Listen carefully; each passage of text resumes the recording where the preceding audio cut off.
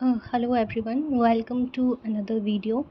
So today we are going to discuss about the comparing sign and symptoms of unstable angina and MI, that is myocardial infarction. So बहुत ही confusion रहती है basically ये जो unstable angina है और MI में patient को भी और फिजिशियन को भी। तो आज हम साइन एंड सिम्टम्स देखेंगे जो कि कंपैरेटिवली दोनों में सेम रहते हैं और जो इनको डिफ़र भी करते हैं।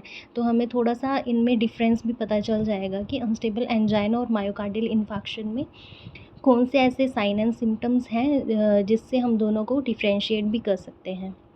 तो बेसिकली सबसे पहले हमको पता होना चाहिए कि अनस्टेबल एंजाइना क्या है। तो हमें पता है कि जो चेस्ट पेन है उसी को हम एंजाइना पेक्टोरिस बोलते हैं। फर्स्टली हम देख रहे हैं कि कैरेक्टर, लोकेशन एंड रेडिएशन की क्या कैरेक्टरिस्टिक्स होते हैं अनस्टेबल एंजाइना में, जो हमें पेन पेशेंट डिस्क्राइब करता है उसकी क्या लोकेशन होगी और क्या उसमें रेडिएशन होगी कि किस तरफ को वो रेडिएट होगी पेन। तो फर्स्टली है टाइटनेस होगी पेशेंट को। पेशेंट बताएगा कि ऐसे मुझे अपनी चेस्ट में, अपनी छाती में जकड़न जैसी महसूस हो रही है। वो पेनफुल होगा, एकिंग होगा, क्रशिंग होगी, जलन होगी उसको, स्क्वीज़िंग पेन होगी कि लाइक कोई छाती को स्क्वीज़ कर रहा है। वो जो पेन है वो सबस्टर्नल होगी और रेट्रोस्टर्नल होगी। सबस्टर्नल मीन या तो स्टर्नम के ऊपर होगी या तो स्टर्नम के पीछे होगी। और पेन ऐसे ही रेडिएट होते हुए पूरी चेस्ट में स्प्रेड हो जाएगी और आर्म में रेडिएट होगी, देन नेक में, jaw, back and shoulder. As a medical health professional हमें ये पता होना चाहिए कि जो हार्ट रिलेटेड पेन होती है वो आर्म, नेक, जॉ और बैक और शोल्डर में जो है वो रेडिएट होती है। तो ये होगी अनस्टेबल एंजाइना की पेन। जो एमआई की पेन है वो उस बहुत ही सिमिलैरिटीज़ हैं दोनों में, वो भी बहुत ही सिमिलर होती है। इस मायोकार्डियल इन्फेक्शन में जो पेन होगी उसमें क्या होगा, वो जो पेन है वो काफ़ी सीवियर होगी और परसिस्टेंट होगी। सबस्टर्नल पेन मतलब वही सेम है कि स्टर्नम के ऊपर पेन रहेगी, परसिस्ट करेगी वहाँ पे।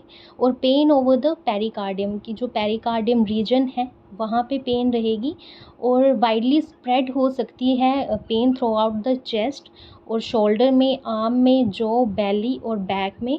और सेम है, आप देख सकते हो कि अनस्टेबल एंजाइना और एमआई की पेन लगभग सेम होती है। और एमआई में क्या होता है कि may be described as a crushing और squeezing, same as unstable angina कि इसको भी हम क्रशिंग और स्क्वीजिंग पेन की तरह डिस्क्राइब कर सकते हैं कि हाँ, पेशेंट बोलेगा कि ऐसे लग रहा है कि छाती में जकड़न महसूस हो रही है। And next we have duration of pain. तो जो अनस्टेबल एंजाइना है उसकी क्या है, जो पेन है उसका क्या टाइमिंग रहेगी। तो अनस्टेबल एंजाइना है वो 5 to 30 मिनट्स के लिए होगी और जो एमआई की पेन है वो मोर देन 20 मिनट्स रहेगी। मतलब अनस्टेबल एंजाइना की जो पेन है वो शॉर्ट पीरियड के लिए रहेगी। वो जो मायोकार्डियल इन्फेक्शन की पेन होगी वो 20 मिनट से ज़्यादा रहेगी। देन नेक्स्ट है हमारे पास प्रेसिपिटेटिंग इवेंट्स। तो प्रेसिपिटेटिंग इवेंट्स कौन से इवेंट्स होते हैं जो कि पेन को और ज़्यादा प्रेसिपिटेट कर रहे हैं, मतलब वो ज़्यादा इंक्रीज़ कर रहे हैं। तो किसकी वजह से जो अनस्टेबल एंजाइना की पेन है, किसकी वजह से वो परसिस्ट करेगी या प्रेसिपिटेट होगी। तो सबसे पहले है कि कोई भी एक्सर्शन वाला काम पेशेंट कर रहा है। एक्सर्शन वाला काम कोई भी हो सकता है, लाइक वो एक्सरसाइज कर रहा है, रन करके आया है, डांस करके आया है, ठीक है, या तो वो बहुत ज़्यादा एग्रेशन में था, उसकी वजह से उसको एंजाइना होना स्टार्ट हो जाएगी। इसमें इमोशंस में आ जाते हैं, ईटिंग या कोल्ड, इसकी वजह से भी हो सकता है। बट इसका कोई ऐसा है कि ये विदाउट कोज भी हो जाती है, इसका कोई मेन कोज नहीं, ये इनमें से किसी भी वजह से एंजाइना कोज हो सकती है। बट जो एमआई है हमारे पास वो उसका एक पर्टिकुलर कोज होता है। हमें पता है कि जब एमआई किसकी वजह से होता है, मायोकार्डियल इन्फेक्शन किसकी वजह से होगा। मायोकार्डियम जो लेयर है हमारी मिडल लेयर जो है हार्ट की, वहाँ पे जब कॉर्नरी आर्टरी की में अगर ब्लॉकेज हो गई है, प्लेक फॉर्मेशन हो गई है जिसको कि हम आर्थेरोस्क्लेरोसिस बोलते हैं। तो कॉर्नरी आर्टरी क्या है, हमारी मिडल लेयर जो है मायोकार्डियम उसको ब्लड सप्लाई नहीं कर रही है प्रॉपर। ओके, जब मायोकार्डियम लेयर को प्रॉपर ब्लड सप्लाई नहीं होगी, तो हमें पता है अगर किसी जगह को प्रॉपर ब्लड सप्लाई नहीं हो रही है तो वो इन्फार्क्ट होना स्टार्ट हो जाती है, नेक्रोज्ड होना स्टार्ट हो जाती है, वहाँ के टिश्यूज़ जो हैं वो डैमेज होना स्टार्ट हो जाते हैं। तो बेसिकली ये जो एमआई की पेन है वो उसकी वजह से होगी। तो ये जो है स्पॉन्टेनियसली अक्कर होगी, एकदम से स्टार्ट होगी और अनस्टेबल एंजाइना की तरह ये हमें देखने को मिलेगी पेन, बट इसकी जो ड्यूरेशन है वो ज़्यादा लंबी रहेगी। नेक्स्ट है हमारे पास रिलीविंग मेजर्स, कि कौन सी ऐसे मेयर्स हैं जो हम यूज़ करेंगे जिससे कि हमारी अनस्टेबल एंजाइना की जो पेन है वो ठीक हो सकती है या कम हो सकती है। तो सबसे पहले अगर पेशेंट बोल रहा है कि मुझे चेस्ट पेन हो रही है और आपने देख लिया कि इसकी कैरेक्टरिस्टिक्स, लोकेशन और रेडिएशन से ये लग रहा है कि एंजाइना की पेन है, तो हम पेशेंट को सबसे पहले तो रेस्ट करवाएंगे। अगर पेशेंट लाइक टॉयलेट में है या वॉक कर रहा है, ठीक है, या खाना खा रहा है, तो उसको हम बोलेंगे कि पहले तो आप लेट जाइए। तो पहले हम पेशेंट को लेटाएंगे, उसके बाद हम उसको नाइट्रोग्लिसरीन देंगे। नाइट्रोग्लिसरीन एनटीजीवी शॉर्ट फॉर्म इसकी है, जिसको कि हम पेशेंट को देते हैं सबलिंगुअली। आपको पता होगा कि सबलिंगुअली हम नाइट्रोग्लिसरीन देते हैं, ठीक है। एंड आफ्टर गिविंग नाइट्रोग्लिसरीन हम पेशेंट को ऑक्सीजन देंगे, सप्लीमेंटल ऑक्सीजन देंगे थ्रू फेस मास्क और नेज़ल प्रोंग। ऑक्सीजन भी यहाँ पे बहुत इफ़ेक्टिव रहेगी। क्यों? क्योंकि अगर पेशेंट को जो एंजाइना है वो एमआई की वजह से कोज हुआ है, तो हमें पता है कि मायोकार्डियल लेयर को ऑक्सीजन नहीं मिल पा रही है, ब्लड सप्लाई वहाँ पे नहीं हो रही है क्योंकि कोरोनरी आर्टरी ब्लॉक्ड हो चुकी है। तो अगर हम ऑक्सीजन देंगे तो पेशेंट को वो लाइक पेन में थोड़ा रिलीव मिलेगा, और पेशेंट को जो है पेन में काफ़ी रिलीव मिलके क्या होगा कि उसकी जो पेन है वो वहाँ पे थोड़ी सी लाइक उसमें थोड़ी सी जो पेन है ठीक हो सकती है। नेक्स्ट अगर एमआई की बात करें तो एमआई में हम पेशेंट को मॉर्फिन देंगे, और सक्सेसफुल रीपरफ्यूज़न के लिए जो कॉर्नरी आर्टरी है उसको क्या करेंगे, हम जो ब्लॉक्ड है कॉर्नरी आर्टरी उसको हम रीपरफ्यूज़ करवाएंगे। कैसे? तो आपको पता होगा सीएजी प्रोसीजर होता है, कॉर्नरी आर्टरी एंजियोग्राफी जो होती है कॉर्नरी आर्टरी की, तो उससे हमें पता चल जाएगा कि हाँ कॉर्नरी आर्टरी ब्लॉक्ड है। तो उसको ठीक करने के लिए हम वहाँ पे पीटीसीए करेंगे, परक्यूटेनियस ट्रांसल्यूमिनल कॉर्नरी एंजियोप्लास्टी, ठीक है। उस वहाँ से पीटीसीए करने के बाद जो ब्लॉक्ड हमारी कॉर्नरी आर्टरी वो ओपन हो जाएगी, और वो अच्छे से जो हमारी मायोकार्डियल लेयर है उसको ब्लड सप्लाई देगी।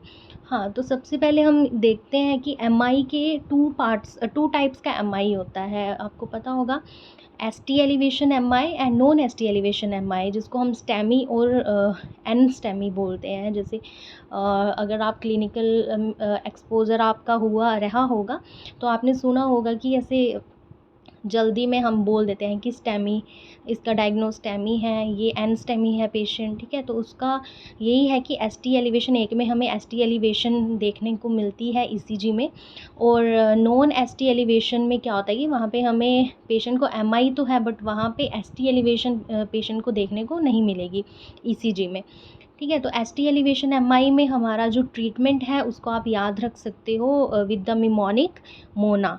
ओके, एसटी एलिवेशन में हम मोना का यूज़ करते हैं, एंड नॉन एसटी एलिवेशन में हम सोना का यूज़ करते हैं।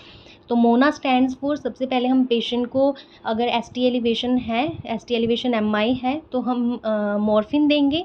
M stands for morphine, O stands for oxygen, N stands for nitroglycerin and A stands for aspirin. तो ऐसे ही अगर पेशेंट को नॉन एसटी एलिवेशन एमआई है तो उसमें हम सोना का यूज़ करेंगे। तो S stands for streptokinase, and O stands for same oxygen, N stand for nitroglycerin, and A stands for aspirin. Then next we have associated symptoms, कि अगर अनस्टेबल एंजाइना है पेशेंट को तो साथ में कौन से सिम्टम्स हैं। जो पेन तो पेशेंट को है, जो हमने करेक्टर लोकेशन और रेडिएशन में देखा कि पेन तो परसिस्ट है पेशेंट को, बट उसके साथ साथ पेशेंट को कौन से सिम्टम्स आएंगे या आ सकते हैं।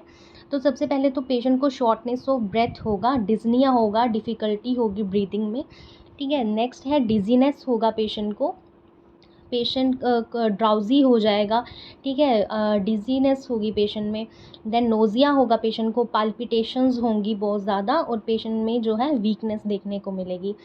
तो अगर एमआई है तो एमआई में भी ऑलमोस्ट सेम ही है हमारे सिम्टम्स। सबसे पहले तो फीलिंग ऑफ इम्पेंडिंग डूम की बहुत ही लो पेशेंट फील करेगा यहाँ पे, ठीक है, वो ड्राउजी हो जाएगा एकदम से, पेशेंट में फटीग रहेगी, नोज़िया और वॉमिटिंग देखने को मिलेगी, वही शॉर्टनेस ऑफ ब्रेथ होगा, डिज़निया होगा, डिजीनेस होगा, पाल्पिटेशंस होंगी एंड एंजाइटी होगी पेशेंट में। देन नेक्स्ट एसोसिएटेड साइंस क्या होंगे, तो ये तो हमने सिम्टम्स की बात की कि जो पेशेंट खुद बताएगा हमें सिम्टम्स।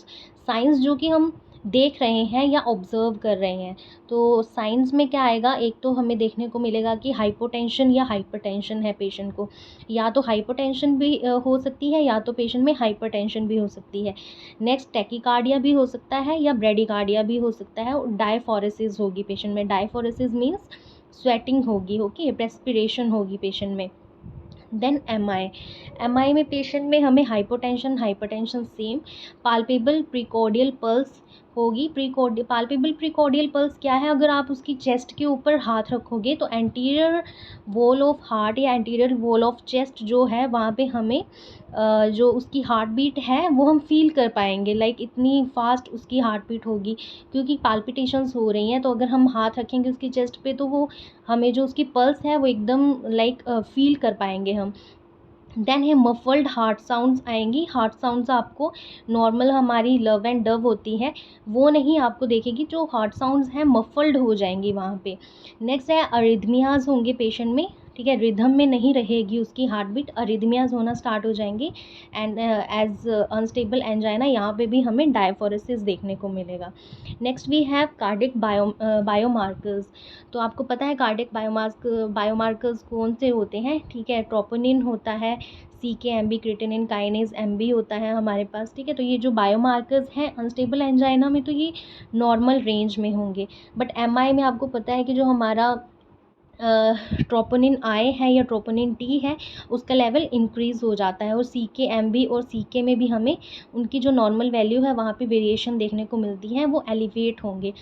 तो ये भी हमारा डिपेंड करता है कि जैसे अर्ली स्टेज है MI की, अभी MI हुए लाइक हाफ एन आवर या 1 आवर हुआ है, तो उसमें हमें जो ट्रोपोनिन है उसका लेवल एकदम एलिवेट देखने को मिलेगा, बल्कि CK-MB का लेवल इतना इंक्रीज़ नहीं होगा। जब पेशेंट को 2 to 3 आवर्स हो गए हैं MI हुए तो उस टाइम पे CK-MB और CK का लेवल जो है वो इंक्रीज़ देखने को मिलेगा। So this is all about the comparing sign and symptoms of unstable angina and myocardial infarction. And I hope you are getting it well. और अगर आपको किसी और टॉपिक पे वीडियो चाहिए या किसी और टॉपिक पे आप चाहते हो कि मैं उसको एक्सप्लेन करूं, then please comment me below in the comment section. This is all about my video. Thank you for watching.